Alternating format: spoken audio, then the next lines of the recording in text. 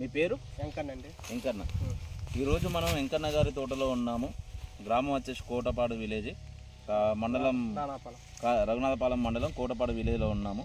వెంకన్న గారు మన ఖమ్మం నుండి యూనిసెమ్ కంపెనీ వారి నందు 100 అయిన కొత్త రకం తీసుకొచ్చి ఈ సంవత్సరం నాటడం జరిగింది. ఈ విత్తనం గుండి నందు విత్తనం గుండి రైతు మాటల్లోనే మనం ఒకసారి తెలుసుకుందాం. నమస్కారం అండి. నమస్కారం అండి.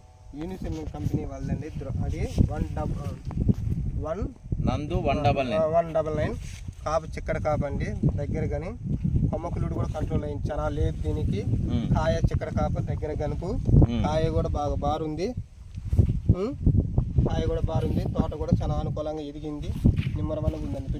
మీకు ఎందుకు నచ్చుతుంది యూనిసెమ్ కంపెనీ నందు 199 ఇత్తనం ఎందుకు నచ్చుతుంది? చిక్కడ కాపు అండి. కాపు చిక్కడగా ఉంది.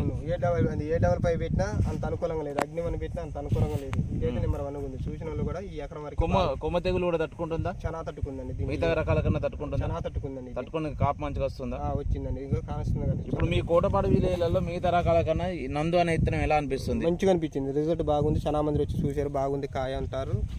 బాగుందండి. చూసిన రైతులు ఏమంటున్నారు? పెట్టుకోవచ్చు విత్తనం అంటారు. పెట్టుకోవచ్చు అంటున్నారా? ధన్యవాదాలండి.